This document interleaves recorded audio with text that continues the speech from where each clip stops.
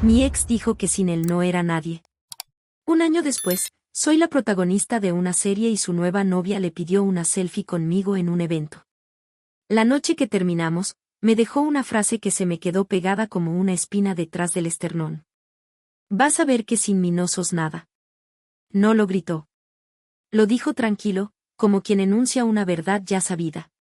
Yo tenía 24 años, una carrera de actuación apenas empezada y un trabajo part-time en un local de jugos donde el uniforme olía siempre a frutas pasadas.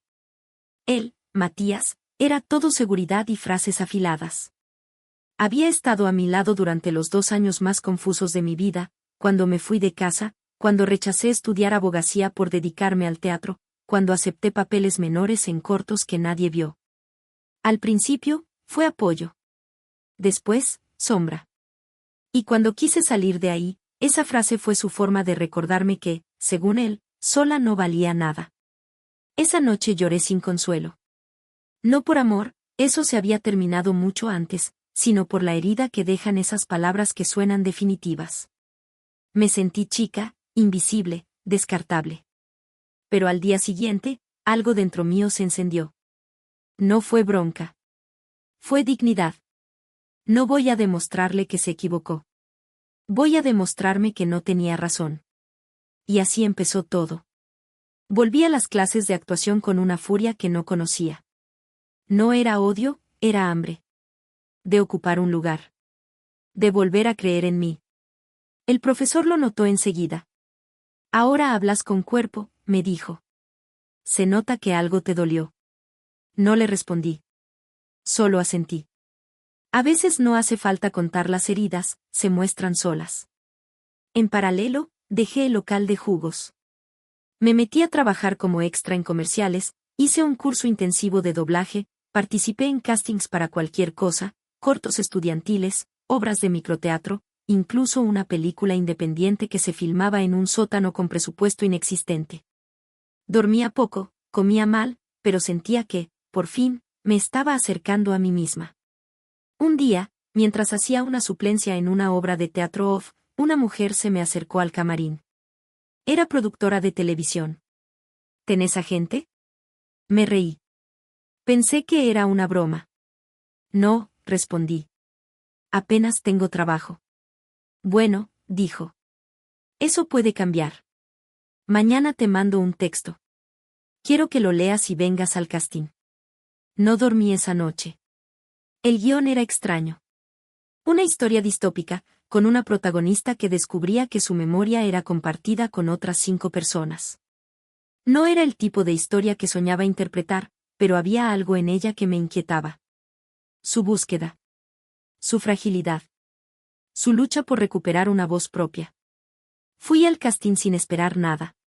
Pero salí de ahí con una energía distinta. Sentí, por primera vez en años, que había hecho algo real.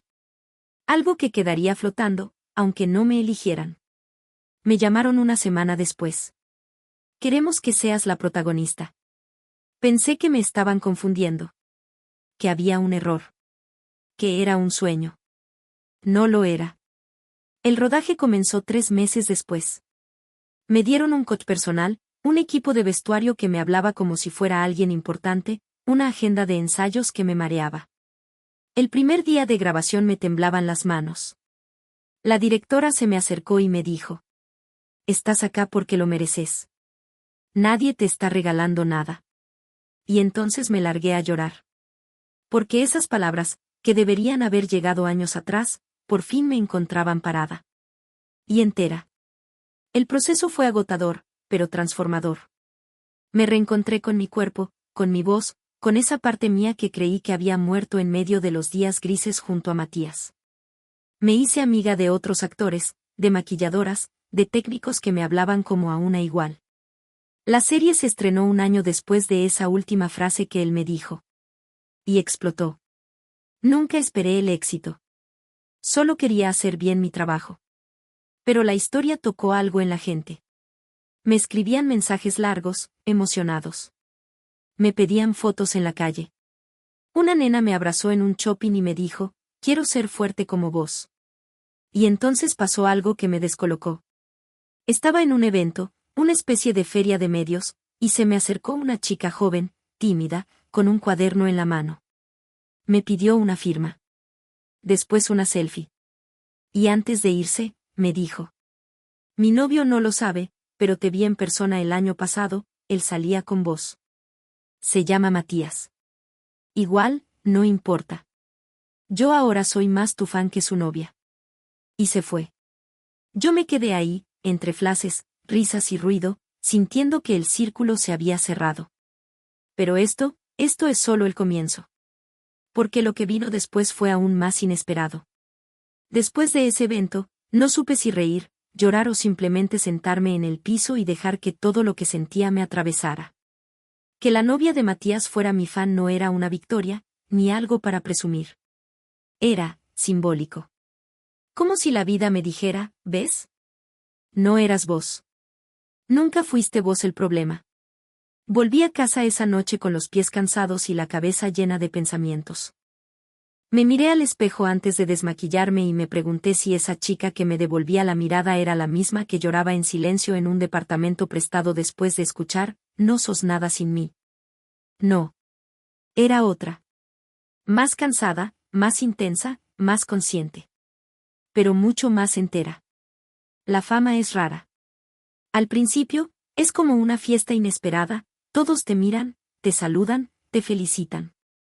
Pero después, se convierte en otra cosa. En una lupa. En una sombra que te sigue. Empecé a notar cómo la gente me trataba distinto. Como antiguos compañeros de actuación me escribían como si nunca me hubieran ignorado.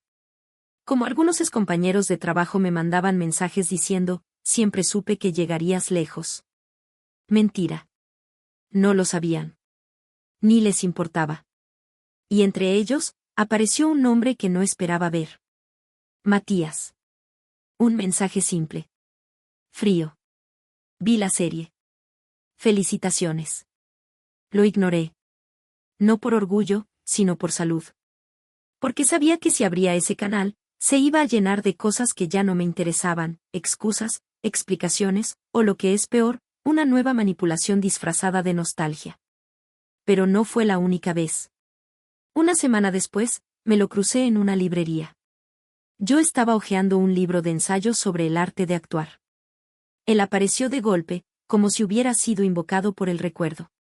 No sabía que seguías viniendo acá, dijo, como si todavía tuviéramos esa familiaridad rota. No sigo viniendo.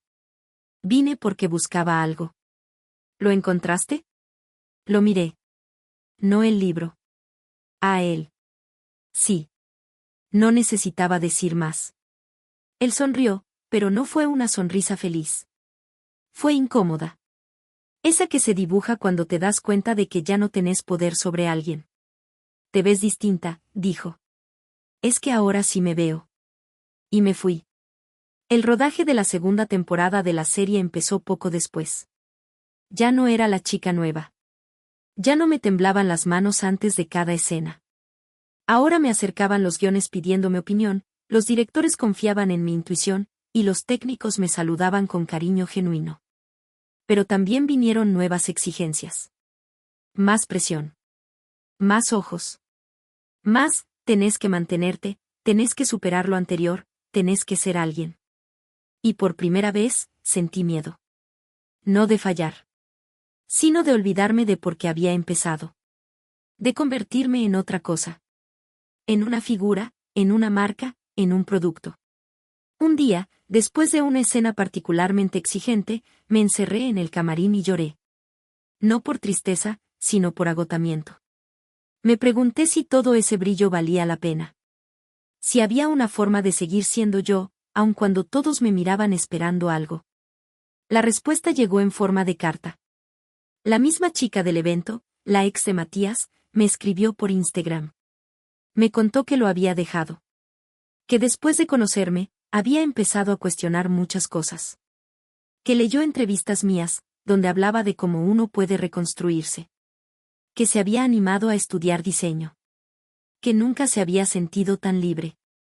Gracias por mostrarme que se puede empezar de nuevo, incluso cuando te hicieron creer que no tenías con qué. Lloré de nuevo. Pero distinto. Porque ahí entendí que lo importante no era mantener una imagen, ni gustarle a todos. Lo importante era que mi voz sirviera para algo. Que mi historia, torcida, dolorosa, vivida, pudiera tocar otras vidas. Esa misma noche, me senté a escribir. No un guión, no un texto para redes. Algo más íntimo. Un monólogo. Un relato en primera persona sobre todo lo que no se ve, las dudas, las derrotas, los gritos ahogados, las veces en que una se queda quieta en el baño de un set y se pregunta si está a la altura. Lo llevé al equipo. Les dije que no buscaba que lo filmaran, solo que lo leyeran. Lo leyeron. Y lloraron. La directora se me acercó y me dijo: esto también es parte de la historia. Vamos a encontrarle lugar. Y así, sin buscarlo, mi voz volvió a ocupar un espacio que ni siquiera sabía que existía. Esa fue la verdadera revancha. No cuando aparecí en los carteles. No cuando me reconocieron en la calle. Fue ese momento en el que, sin pedirlo, mi historia empezó a sanar otras. Empezó a sumar. A pesar de todo. O gracias a todo. Y ahí, por fin, entendí. No se trataba de demostrarle a Matías que sí era alguien. Se trataba de darme cuenta de que siempre lo fui. Solo que él no supo verlo. Y yo, por fin, sí. La serie terminó su segunda temporada con un éxito que ni los productores esperaban. En redes, la gente hablaba de mi personaje como si fuera real. Recibía mensajes de fans que veían en ella su propia historia, una mujer que había sido silenciada y finalmente encontraba su lugar, no a través de la venganza, sino del reconocimiento. Era raro leer eso. Porque yo, que años atrás dudaba incluso de mi voz, ahora estaba encarnando una que llegaba tan lejos. Y sin embargo, en la cúspide de todo eso, sentía un vacío nuevo. No por falta de trabajo. Me llegaban propuestas casi a diario, nuevos papeles, campañas publicitarias, entrevistas, sesiones de fotos. Pero algo me faltaba. Algo más silencioso. Empecé a darme cuenta de que, durante tanto tiempo, había estado avanzando como una forma de sobrevivir. Como si caminar rápido me protegiera de mirar atrás. Pero ahora que había luz, que había aplausos y premios, me encontraba sola al llegar a casa. Rodeada de reconocimientos, sí, pero sin nadie que me preguntara cómo estaba cuando se apagaban las cámaras. Empecé terapia. Fue la mejor decisión que tomé en años. En la primera sesión, después de una larga pausa, le dije a la psicóloga: me cuesta creer que merezco todo esto. A veces siento que es un error. Que cualquier día se van a dar cuenta de que no soy tan buena, ni tan fuerte, ni tan interesante. Ella no dijo nada durante un rato. Luego me preguntó: ¿y vos te diste cuenta de eso sola? ¿O te lo enseñaron? Supe la respuesta al instante. Matías. No con frases directas. Con silencios. Con gestos. Con ese constante, qué exagerada que sos, cuando me emocionaba por algo. Con ese, no es para tanto, cuando me salía bien una escena en una muestra. Con su capacidad para encoger todo lo que me hacía brillar. Un día, salí a caminar sin rumbo. Necesitaba espacio. Terminé en el barrio donde habíamos vivido juntos. Pasé frente al edificio donde compartimos departamento. Nada había cambiado, la fachada gris, el cartel del kiosco de la esquina, el mismo timbre gastado. No toqué. No quería volver ahí. Solo miré unos segundos y seguí caminando. A media cuadra, una mujer me frenó. No era fan. Era vecina. Me recordaba de antes. Vos eras la que vivía con el flaco de la planta baja, ¿no? El que siempre se quejaba del ruido. Me reí, sin querer. Sí, esa era yo. Se nota que estás mejor, dijo. Antes caminabas como si tuvieras peso en los hombros. Ahora caminas como si por fin fueras vos. Me agradeció y se fue. Me quedé un rato más en la vereda. Pensando en eso. En cómo hasta los desconocidos podían percibir la diferencia entre una versión rota y una reconstruida. Volví a casa y llamé a mi madre. Llevábamos un tiempo sin hablar mucho. Nuestra relación había sido complicada, pero con los años nos habíamos reencontrado, con prudencia. Le conté lo que me pasaba. No es que me sienta mal, le dije. Es que no sé quién soy cuando no estoy actuando. Hubo una pausa. Luego su voz. Sos la misma que te ponía frente al espejo de chiquita y recitaba diálogos inventados. Solo que ahora tenés escenario. Fue un alivio escuchar eso. En paralelo, me ofrecieron participar en un proyecto nuevo, una miniserie basada en historias reales de mujeres que habían salido de relaciones abusivas. No era ficción. Era docuficción. Se trataba de leer fragmentos de testimonios reales, con respeto, sin dramatización exagerada, solo con la fuerza de la verdad. Al principio dudé. Me removía cosas. Pero acepté. La primera vez que leí en cámara, sentí un nudo en la garganta. No por el texto, sino porque entendí que muchas de esas frases podrían haber sido mías. O de amigas.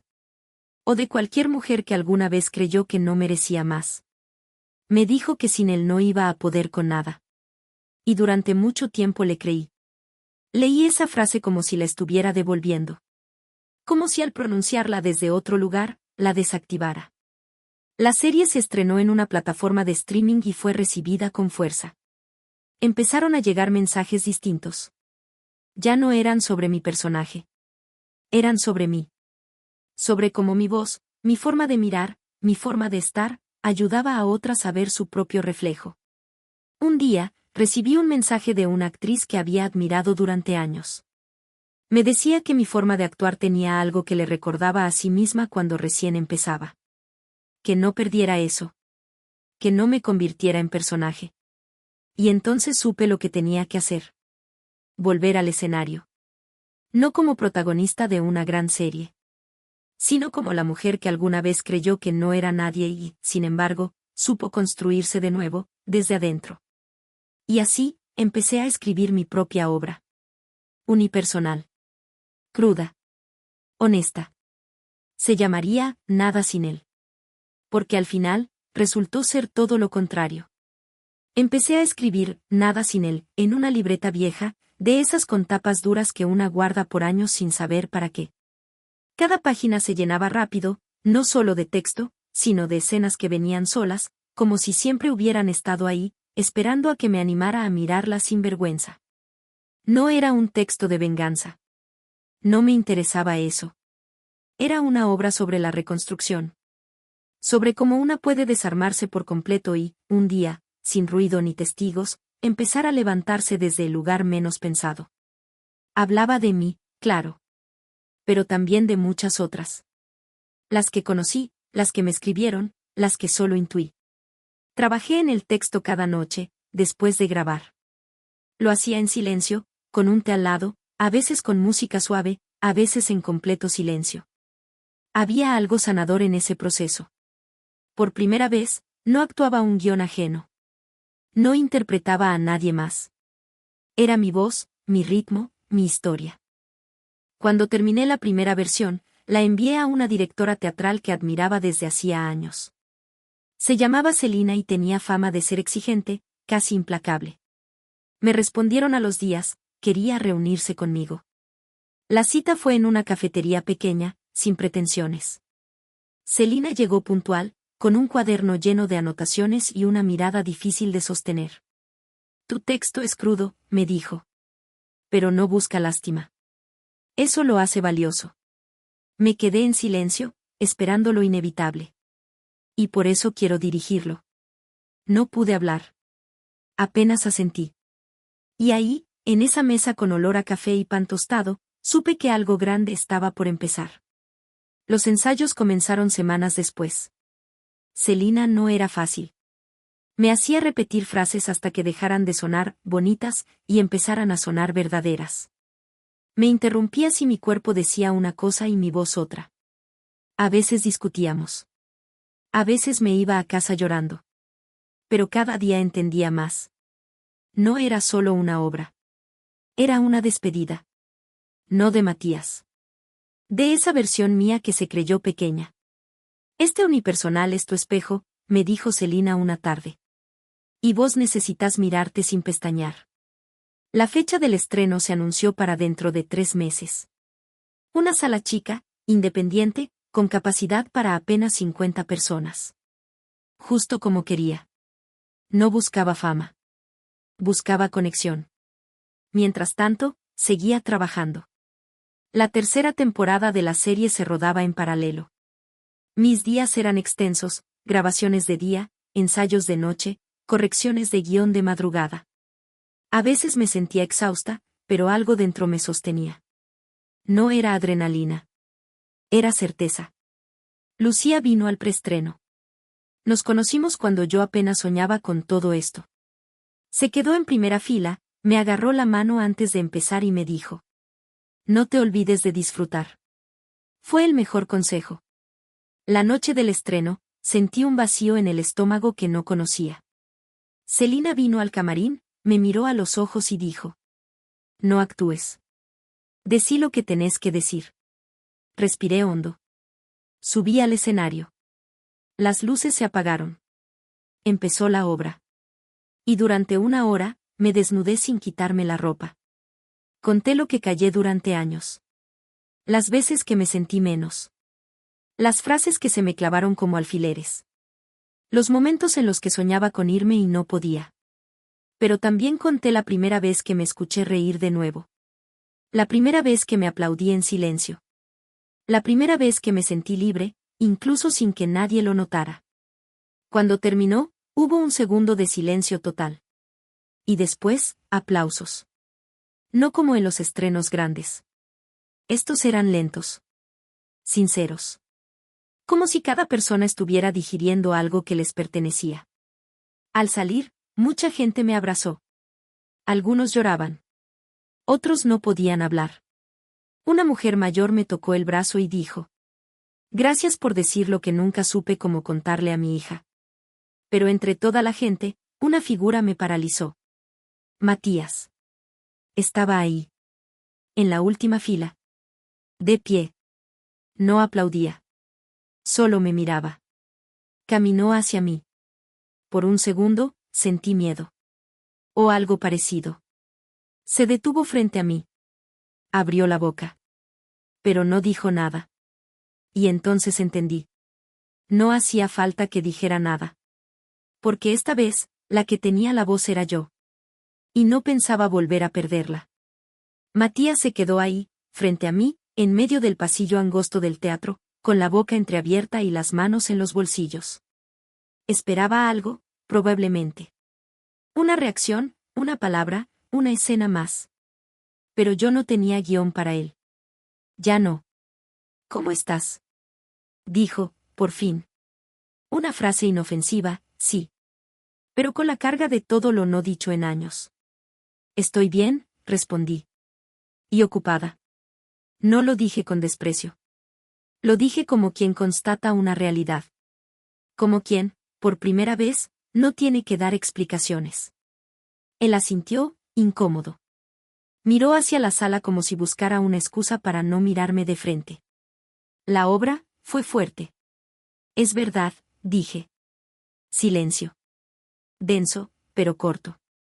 Me alegra que te esté yendo bien. Asentí.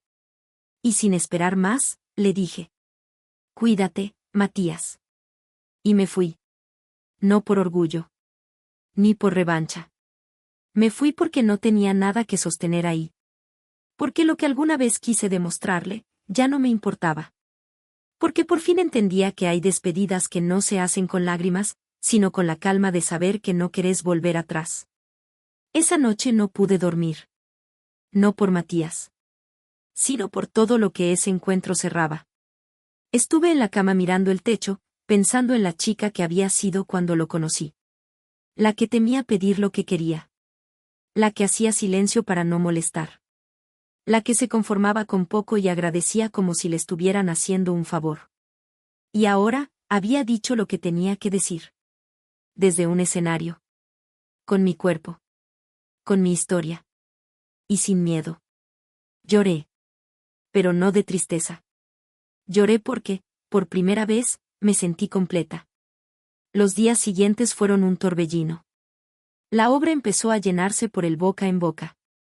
Críticas en blogs culturales, menciones en redes, mensajes de gente desconocida que se sentía vista por lo que había escuchado. Una noche, recibí un mensaje privado que me dejó helada. Era de la madre de Matías. No nos habíamos visto desde antes de la ruptura. Nunca fuimos cercanas. Pero su mensaje era breve y claro. Vi tu obra. Gracias por no destruirlo. Y gracias por contar algo que muchas callamos. No supe cómo responder. Así que no lo hice. Pero entendí, de nuevo, que mi historia no era solo mía. Entre funciones, grabaciones y entrevistas, empecé a ser invitada a dar charlas. No como actriz. Como mujer. Como alguien que había salido del fondo y lo contaba sin vergüenza. Una universidad me propuso una charla sobre narrativa autobiográfica en escena. Me preparé como si fuera un estreno. Llevé apuntes, citas, fragmentos de mi libreta original. Durante la charla, una chica levantó la mano. ¿Te dolió mucho exponerlo todo así? No dudé. Me dolió más esconderlo durante años. Después de la charla, esa misma chica se acercó con los ojos llenos de agua. Me dijo que estaba en una relación donde ya no se reconocía. Que sentía que se apagaba, pero que no sabía cómo irse. Le respondí con la única verdad que tenía. No hace falta irte corriendo. Solo empezar a moverte. Aunque sea un paso. Me abrazó como si nos conociéramos desde siempre. La obra cumplió su función número 20 con sala llena. Ese día, Clara, una guionista amiga que había seguido todo mi proceso, me trajo un regalo, una pequeña placa de madera, con una frase tallada. No eras nada sin él. Y ahora sos todo sin permiso. La colgué en mi camarín. Justo al lado del espejo donde me maquillaba antes de salir al escenario. La leía cada noche. Me recordaba que el viaje no fue solo profesional. Fue íntimo. Fue reconstrucción. Un día, mientras caminaba por una feria, una adolescente me reconoció. No como actriz, sino como autora de Nada sin él. Me pidió una foto. Después me dijo que estaba escribiendo su primera obra. Que trataba de una chica que vivía en una casa donde todo sonaba fuerte, menos ella. ¿Y habla al final? Le pregunté. Todavía no lo sé, dijo. Pero la estoy ayudando a encontrar su voz. La abracé. Porque supe que eso era todo. No hacer ruido. Sino dar espacio. Para que las otras también puedan empezar a sonar. El día que supe que Nada sin él iba a estrenarse en una sala más grande, en el circuito oficial de teatro de la ciudad, me sentí como si todo lo vivido hasta entonces se acomodara en una nueva forma. Ya no era solo mi historia contada entre sillas plegables y focos colgando con cinta. Ahora había un escenario real, un equipo técnico completo, prensa, diseño de luces, sonido profesional, pero la historia seguía siendo la misma. Cruda. Íntima. Honesta. Celina, la directora, me abrazó antes de la primera función en la nueva sala y me dijo al oído. No cambies el tono. No actúes grande. Que sigan creyendo que estás en su sala de estar. Eso hice. O eso intenté. Aunque ahora me esperaban más de 300 personas cada noche. Una mañana, mientras respondía correos de la producción, me llegó uno que me hizo dejar el café temblando sobre el escritorio. Era de una editorial. Habían visto la obra, leído mis entrevistas, y querían saber si estaba interesada en adaptar el unipersonal en un libro. Un híbrido entre memoria personal y guión comentado. Una mezcla de narración, escena, reflexión. Respondí que sí. Con un sí que me salió directo desde el pecho. El proceso de escritura fue distinto al de la obra. En el teatro, yo decía en voz alta lo que me había dolido. En el papel, lo pensaba más. Lo desarmaba. Lo volvía a armar. A veces, al escribir, me encontraba diciendo cosas que ni siquiera me había permitido sentir en el escenario. Por ejemplo, no fue solo que me hiciera sentir menos. Fue que yo, en el fondo, ya creía que no era suficiente. Y él solo confirmó mi sospecha. Esa línea la escribí una madrugada, sola, llorando en silencio. El libro se fue armando como se arma una casa nueva con escombros del derrumbe. Con cuidado, con temblores, con pequeños avances. Me acompañaban textos de otras mujeres. Las palabras de Audre Lorde, de Annie Ernaux, de Silvia Molloy. No estaba sola en esto. Nadie lo está. Al poco tiempo, recibí otra invitación que no esperaba, un festival de teatro feminista en Uruguay quería incluir la obra. Me ofrecieron ir con todo el equipo, o solo con Celina y una versión más reducida. Elegimos lo segundo. Menos luces, menos artificios. Más cuerpo, más palabra. Esa función fue diferente a todas. El público era principalmente de mujeres. Algunas muy jóvenes. Otras mayores. Una mujer de unos 60 años se me acercó al final, con la voz rota de emoción. Yo también fui nadie durante mucho tiempo. Hasta que me dejé sola, me dijo. ¿Y ahora? Ahora estoy aprendiendo a ser alguien, aunque sea tarde. La abracé. Sin palabras. Mientras tanto, las redes seguían creciendo. Pero no por mí como figura, sino por lo que la obra representaba. Me escribían desde pueblos, desde otras provincias, incluso desde el exterior. Muchas querían montar la obra en sus espacios. Pedían permiso, adaptación, sugerencias. Decidí liberar el texto base para usos comunitarios. No por falsa humildad, sino porque entendía que lo que había escrito ya no era solo mío. Era semilla. Y una semilla no se guarda en una vitrina. Se planta. El libro se publicó unos meses después con una tirada modesta. La editorial organizó una presentación en una librería cálida, con estanterías de madera y luces tenues. Lucía me acompañó. También Clara. También Rocío, con quien casi no hablaba desde que me mudé, pero que volvió por esa noche. Y en medio del público, sentada con las manos cruzadas sobre la falda, estaba ella. La novia que Matías tenía cuando me dejó.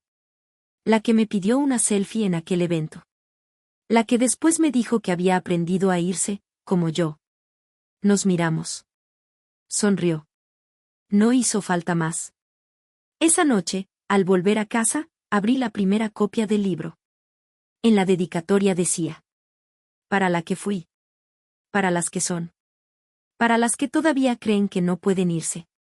Lo cerré. Apagué las luces. Y me fui a dormir con una certeza.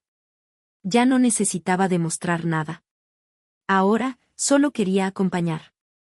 Después de la presentación del libro, todo pareció calmarse. No porque la historia dejara de moverse, sino porque yo ya no sentía que tenía que empujarla. Era como si por fin me hubiera alineado con algo más grande, un ritmo propio, una voz madura, un espacio ganado sin gritar. Volví a la rutina con menos urgencia. Ya no aceptaba todas las entrevistas, ni cada propuesta laboral que llegaba. Elegía. Por primera vez, elegía sin miedo a que se acabara todo. Porque entendí que el valor no está en estar en todos lados, sino en estar donde una quiere estar. Un martes cualquiera, me escribió una profesora de una escuela secundaria pública. Me dijo que su grupo de alumnas había leído fragmentos de Nada sin él, y que querían invitarme a hablar con ellas. No en un evento, no con cámaras, no para firmar libros. Solo para sentarnos en ronda y conversar. Acepté sin dudar. La escuela estaba en el conurbano.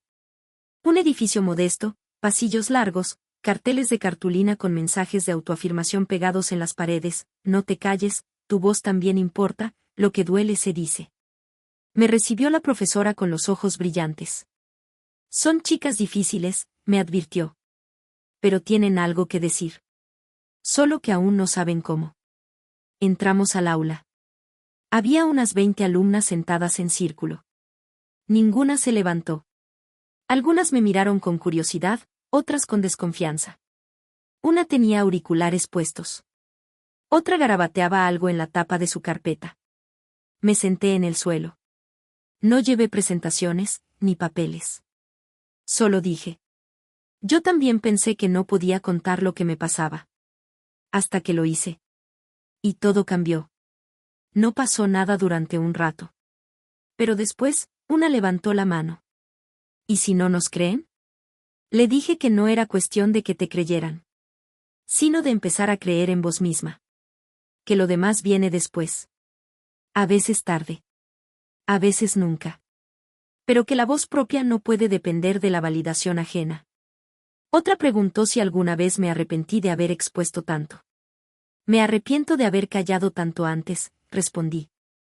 Esa frase las desarmó un poco. Hablamos una hora. O más.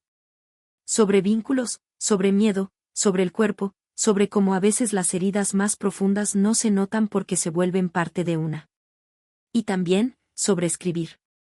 Una de ellas, Lucía, me esperó al final. Yo escribo, me dijo. Pero no se lo muestro a nadie. No hace falta que lo muestres. Solo que no lo tires. Me entregó una hoja doblada. No la abrí ahí. La guardé. La leí en el tren, de vuelta a casa. Era un poema. Había una frase que me quedaría grabada. Mi voz es chiquita, pero cuando escribo no se me cae. Esa noche, en casa, volví a escribir en mi libreta. No un nuevo guión, ni una escena. Solo pensamientos. Estoy aprendiendo que el impacto no siempre es visible. Que acompañar puede ser silencioso. Y que a veces, con solo estar, alcanza. Los meses pasaron y la obra seguía presentándose una vez por semana. El libro se mantenía con vida propia. Yo, entre todo eso, empecé a pensar en el después. ¿Qué viene cuando la historia ya se dijo? Celina me propuso que probara dirigir. Tenés mirada, me dijo. Y hay otras voces que necesitan espacio. Me asustó. Pero también me encendió. Empecé asistiendo en una obra escrita por una chica de 22 años, Camila, que hablaba de una relación con una amiga que se volvió daño disfrazado de compañía. Era potente. Frontal. Y frágil. Mientras trabajábamos juntas, recordé algo que me dijo una vez un espectador. Tu historia me dolió porque era la mía, pero contada en otra voz. Eso quería hacer ahora. Ayudar a que otras voces se escuchen. Durante una función de Nada sin él, una mujer de unos 40 años me esperó al final. Se notaba nerviosa. Soy terapeuta, me dijo. Trabajo con mujeres que han vivido situaciones como la que contás. Y muchas de ellas te leyeron. Te escucharon. Quisiera saber si estarías dispuesta a venir a uno de nuestros encuentros. A compartir. No como actriz. Como vos. Acepté. Esa reunión fue distinta a todas. No había butacas, ni luces, ni aplausos. Solo mujeres sentadas en círculo, hablando desde las entrañas. Yo también hablé. Lloramos. Nos reímos. Nos abrazamos. Una dijo algo que aún resuena en mí.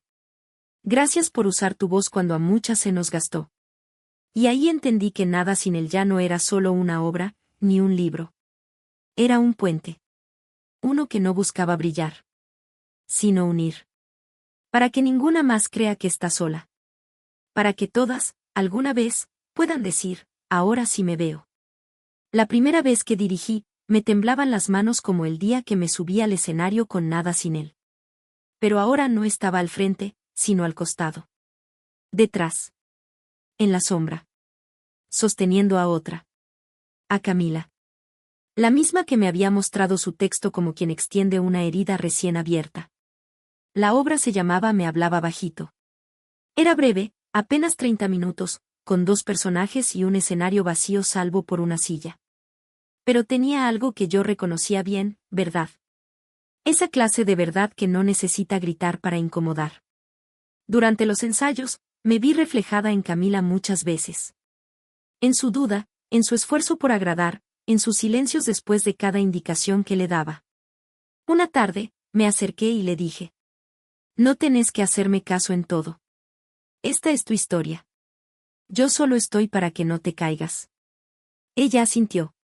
Y a partir de ahí, algo se aflojó. Empezó a tomar decisiones. A borrar escenas. A agregar gestos que no estaban en el guión. Y la obra creció. La noche del estreno, me senté en la penumbra de la sala. Vi cómo Camila entraba, temblando pero firme. Vi cómo su voz crecía con cada palabra.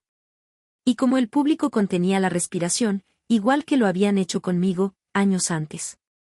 Lloré. Pero no por mí. Por ella. Por todo lo que pueden hacer cuando alguien te da lugar sin pedirte que seas otra. Después de la función, me quedé sola en el escenario vacío. La sala ya estaba cerrada, pero necesitaba quedarme un poco más. Me senté en la misma silla que Camila había usado y pensé en todas las veces que me sentí una impostora. En las veces que creí que mi historia no valía. En las veces que le di a otros el poder de definirme. Y ahí, en ese silencio, me di cuenta de algo, ya no tenía miedo de desaparecer. Porque mi voz no dependía más de la validación. Había encontrado un modo de seguir resonando, incluso si nadie aplaudía. Incluso si ya no era la actriz de la serie, la de la obra, la que dejó al ex. Era yo. Punto. Empecé a escribir de nuevo. Pero esta vez no unipersonales. Ni ensayos. Empecé a escribir cartas. Cartas a mujeres que no conocía. Cartas que empezaban con: hola, no sé tu nombre, pero te veo. Las dejaba en bibliotecas, en baños de centros culturales, entre las páginas de libros usados. Algunas las compartía en redes. Otras no. Una de ellas decía: si alguna vez alguien te hizo sentir que tu dolor era exagerado, que estabas dramatizando, que eras demasiado. Espero que hoy sepas que no era así.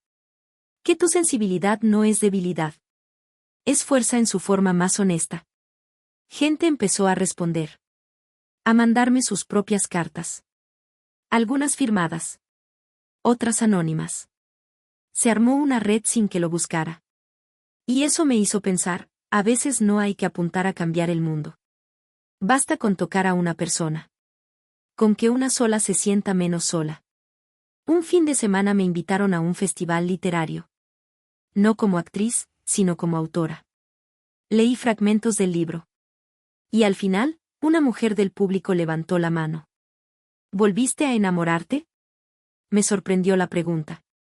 No era parte del plan. No era parte del tema. Pero fue honesta. Y así respondí. Sí. De mí. De lo que hago. De lo que puedo dar. Y de lo que puedo recibir sin perderme. Hubo un aplauso tibio. No por falta de emoción, sino por respeto. Como si todos entendieran que esa respuesta era más valiente de lo que parecía. En casa, volví a leer la hoja que Lucía, la estudiante del aula con carteles de cartulina, me había dado meses atrás. La del poema. Mi voz es chiquita, pero cuando escribo no se me cae. Le escribí por Instagram. Le dije que había guardado su poema. Que era hermoso. Que no dejara de escribir. Me respondió esa misma noche. Gracias. Lo necesitaba justo hoy. Estoy armando algo. Una obra, creo. No sé si es buena.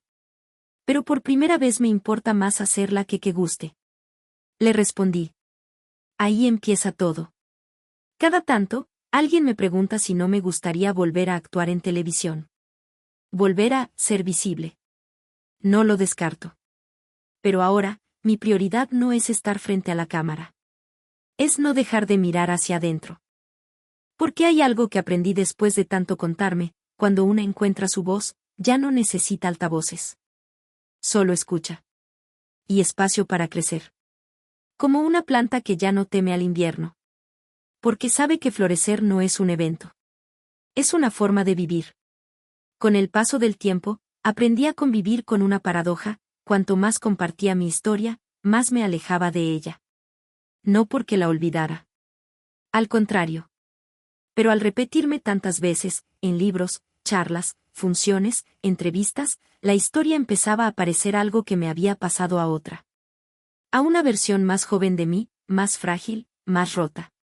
Una tarde, en un conversatorio en una universidad, una alumna me preguntó si no me cansaba de hablar siempre de lo mismo. Sonreí. La entendía. Sí. A veces sí, le dije. Pero me doy cuenta de que para vos es la primera vez que lo escuchas. Y eso lo vuelve nuevo otra vez. Porque aunque para mí la escena del portazo, de la frase hiriente, del llanto en el baño ya son recuerdos archivados, para muchas es presente. O peor, futuro si nadie les advierte antes. Así que seguí hablando. No porque necesitara contarlo. sino porque aún hacía falta que se escuchara. Una noche, después de una función de Me hablaba bajito, Camila me abrazó con fuerza. Estaba emocionada, temblando de orgullo. El público había respondido con una conexión que ni ella esperaba.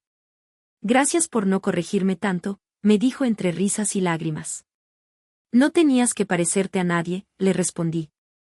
Solo tenías que encontrarte. La abracé y pensé en Celina.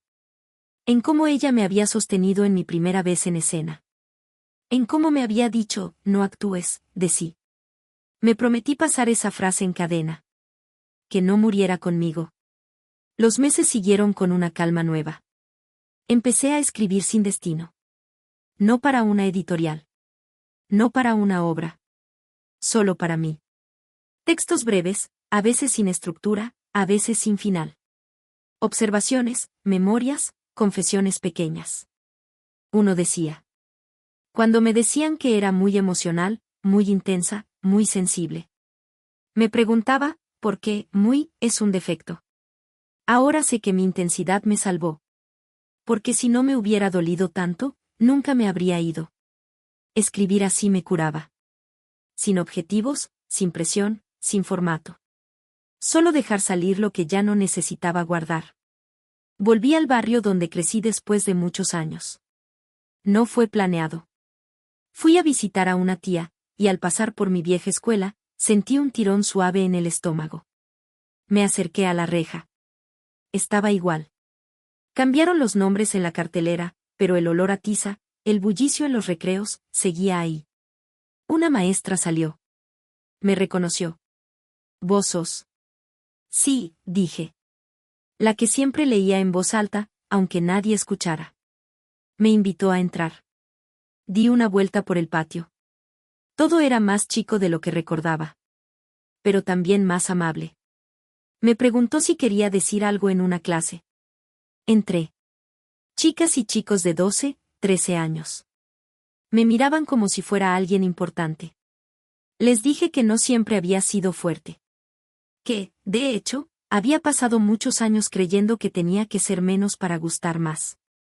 No les voy a decir que todo mejora mágicamente, agregué.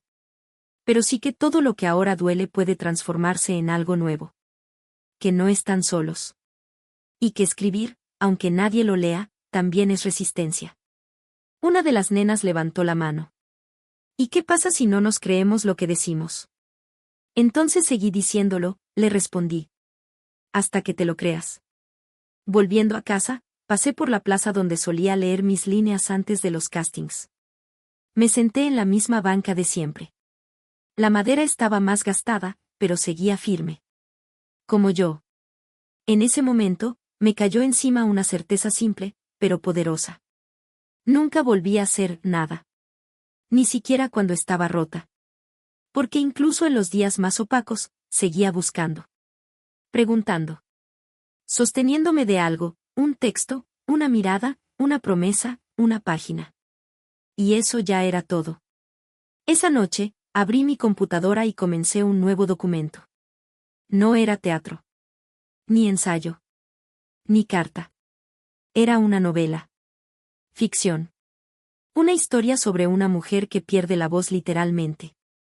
Y que la va recuperando con gestos, con silencios, con escritura. Era otra, sí. Pero también era yo. O lo que fui. O lo que pude haber sido si nadie me hubiera alcanzado una palabra a tiempo. Le puse título provisional, lo que queda cuando todo calla. Y ahí, mientras escribía las primeras líneas, supe que estaba lista. No para dejar atrás mi historia. Sino para abrirle espacio a nuevas. A muchas más. Porque contarme fue necesario. Pero ahora, lo verdaderamente importante. Era aprender a escuchar. Avanzar sin dejar de recordar. Esa se había vuelto mi nueva forma de caminar.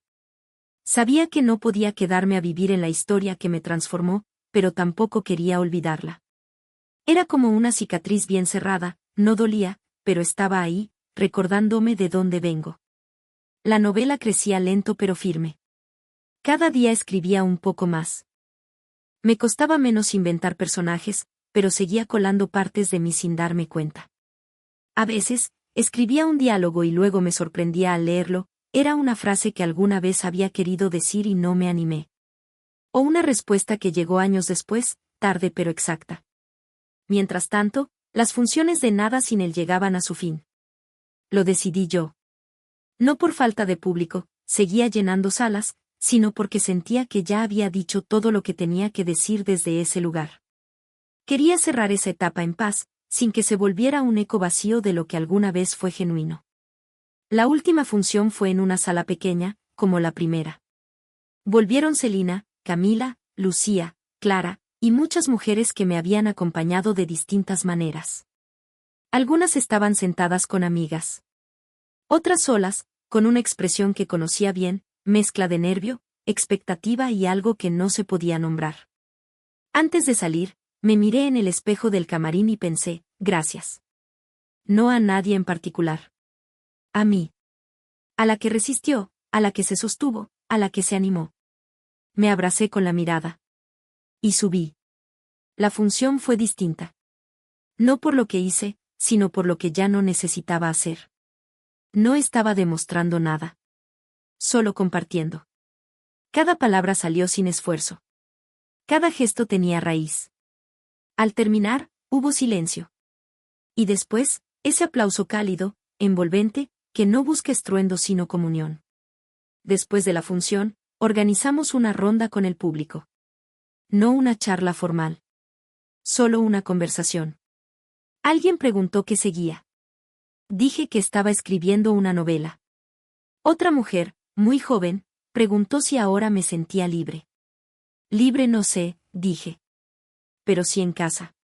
En mí. Y eso, para mí, era mucho más que libertad. Volví a casa tarde, con flores en los brazos y el cuerpo cansado. Dejé todo en la mesa, me preparé un té, y me senté frente a la computadora. Abrí el archivo de la novela. Sin pensarlo, escribí una escena que no había planeado. La protagonista, después de recuperar la voz, vuelve al lugar donde había aprendido a callar. En esa escena, no grita. No enfrenta a nadie.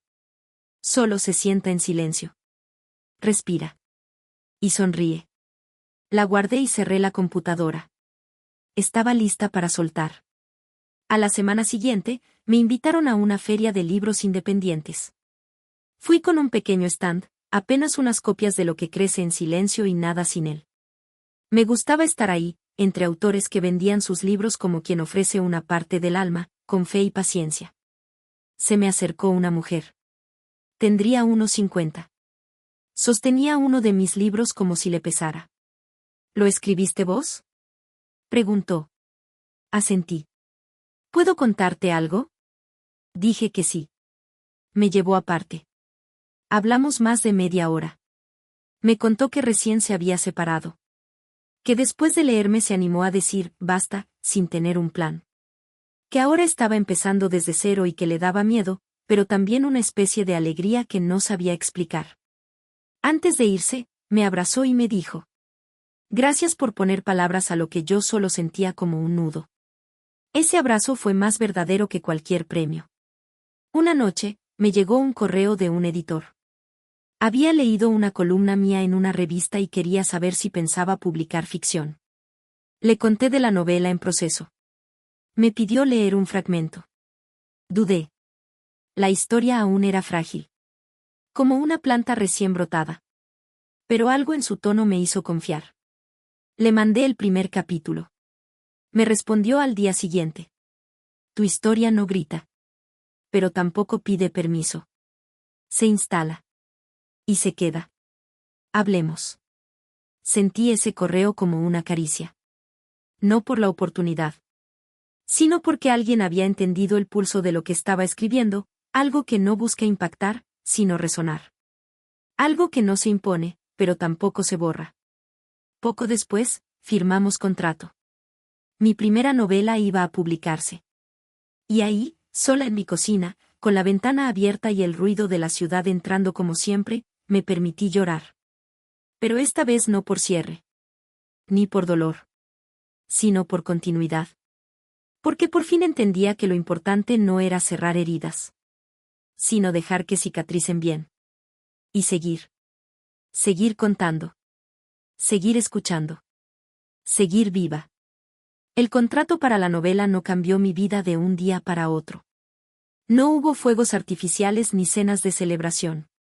De hecho, cuando lo firmé, estaba sola en un café, con un café con leche frío y el ruido de fondo de estudiantes discutiendo una entrega de arquitectura. Lo firmé con una lapicera prestada y luego lo guardé en una carpeta común, de esas que venden en cualquier librería. Me temblaban los dedos, pero no de nervios. De gratitud. La novela se titularía Lo que queda cuando todo calla. Tenía fecha de publicación tentativa para dentro de 6 meses. El editor, Santiago, era amable pero riguroso. Me hacía sugerencias que al principio me costaba aceptar, no porque fueran malas, sino porque sentía que eran invasivas. Pero luego entendí que eran necesarias. Yo venía de escribir sola, a mi ritmo, con mi herida como brújula. Ahora, por primera vez, tenía que dejar que alguien más tocara eso. Compartirlo. Abrirlo. Exponerlo. Santiago me dijo algo en nuestra segunda reunión por Zoom. Este libro no va a gustarle a todos. Y eso es bueno. Porque cuando todo gusta, algo no está siendo sincero. Me reí. Le creí. Mientras ajustaba capítulos, corregía diálogos y trataba de no caer en la tentación de sobreexplicar, seguía con mi otra rutina, las visitas a escuelas, los talleres, los círculos de lectura. Era lo que me anclaba. Lo que me recordaba por qué había empezado todo esto. Una tarde, en un colegio técnico, una chica de 17 años me dijo: Mi mamá te odia. Dice que escribís cosas que me llenan la cabeza. No supe qué decir por un momento.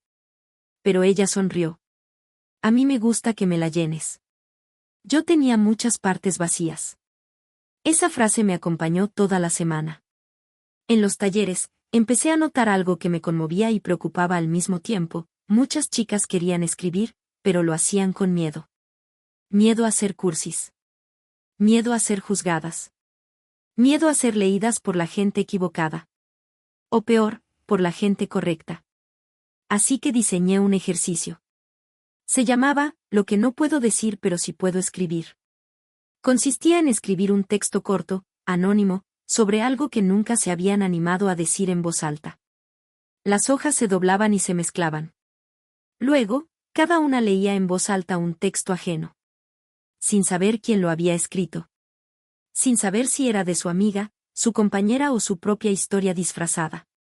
Una vez, una chica leyó: No me duele que me pegues. Me duele que después me pidas perdón como si eso lo arreglara todo. Nadie se rió. Nadie habló. Pero varias se quedaron con la hoja en la mano por minutos. Yo también. Porque en esas palabras anónimas vivía una verdad que muchas no podían, o no sabían, sacar a la superficie.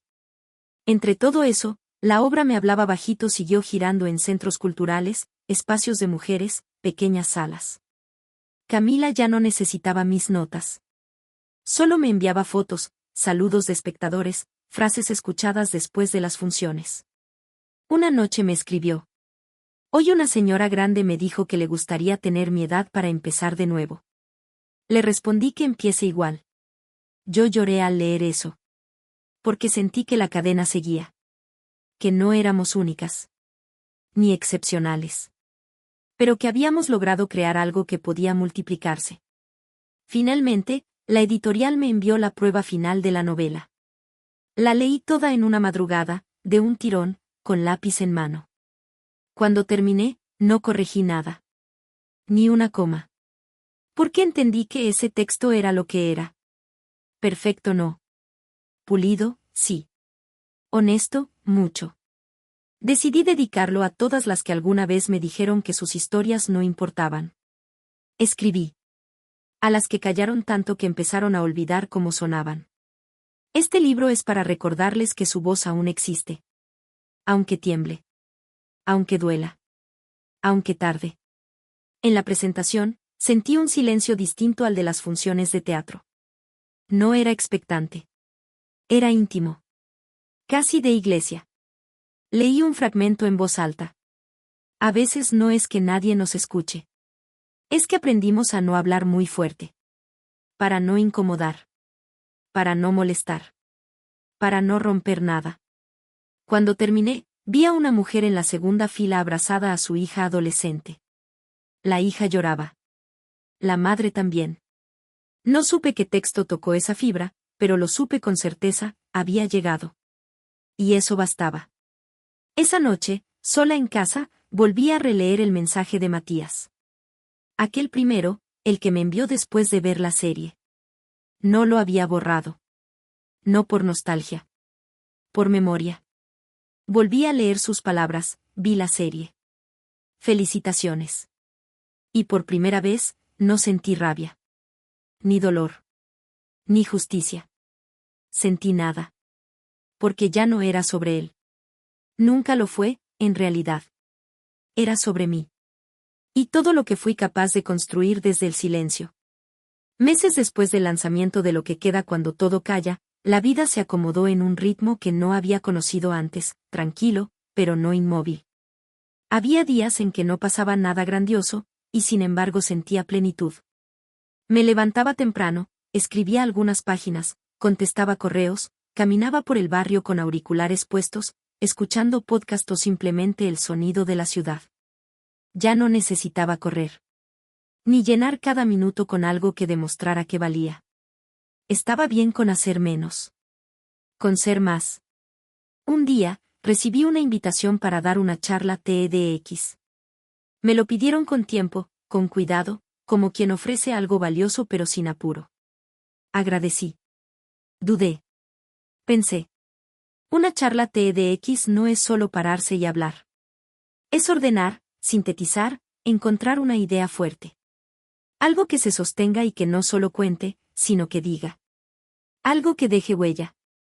Pasé semanas pensando en cómo empezar. Un día, releyendo mis propias notas, encontré una frase que me había escrito a mí misma años atrás. No fui nadie para él. Pero fui todo para mí. Y supe que ahí estaba. Mi charla se llamaría, Lo que aprendí cuando dejé de gustarle a quien más quería gustarle. La preparación fue intensa. Tenía que ser breve, clara, directa. Practiqué frente al espejo, con amigas, sola en la cocina. Hubo días en que me sentía segura. Otros, en los que volvía a dudar de todo. Como siempre. Pero ya no peleaba contra la duda. La dejaba estar. Sabía que eso también era parte del proceso. El día de la charla, me paré sobre la alfombra roja y vi las luces encenderse. Tenía el corazón sereno. No calmo, pero sí en paz.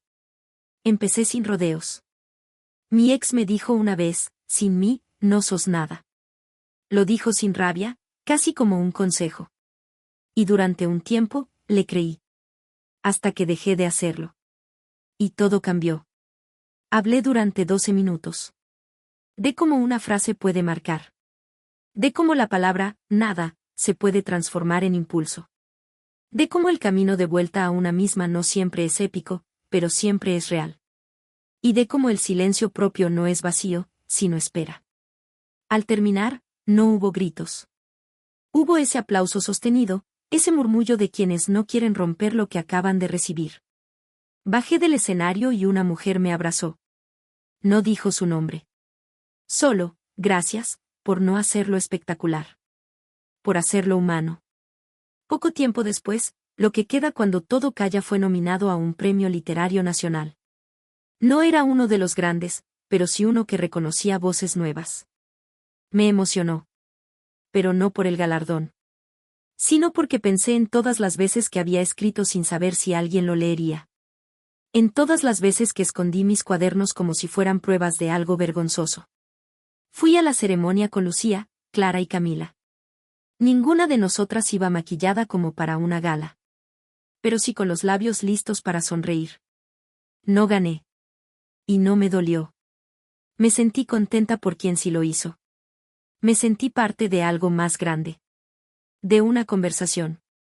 De un movimiento. Esa noche, al llegar a casa, abrí un correo que había ignorado durante días. Era de una joven actriz que me contaba que había escrito su primer obra inspirada en Nada sin él, y que le gustaría que la leyera. Lo hice. Era breve. Y brutal. Y hermosa. Le respondí. No dejes de escribir. Aunque no te respondan. Aunque duden de vos. Aunque vos misma dudes. Escribí. Porque ahí, en esa hoja, hay un lugar donde nadie puede callarte. Y entonces, de a poco, sin quererlo demasiado, supe cuál sería mi próximo proyecto. Un libro para ellas. Para las que empiezan. Para las que no saben por dónde, ni si vale la pena. Un libro de herramientas, sí. Pero también de abrazos. Un libro que se pueda abrir en cualquier página y encontrar una frase que te sostenga. Lo llamé, al menos por ahora, Manual de lo que no nos enseñaron. Empecé con esta frase. Nadie te enseña a irte cuando todavía amas. Nadie te enseña a reconstruirte sin saber por dónde empezar. Pero igual podés. Te lo juro. Porque yo pude. Al cerrar el archivo esa noche, miré por la ventana. La ciudad seguía igual, autos, luces, ruido. Pero yo no. Yo era otra. Y sin embargo, también era la misma. La que una vez creyó que no era nada. La que un día decidió hablar. Y que, al hacerlo, descubrió que tenía dentro una voz que ya no pedía permiso. Solo decía. Solo era. Y con eso, bastaba.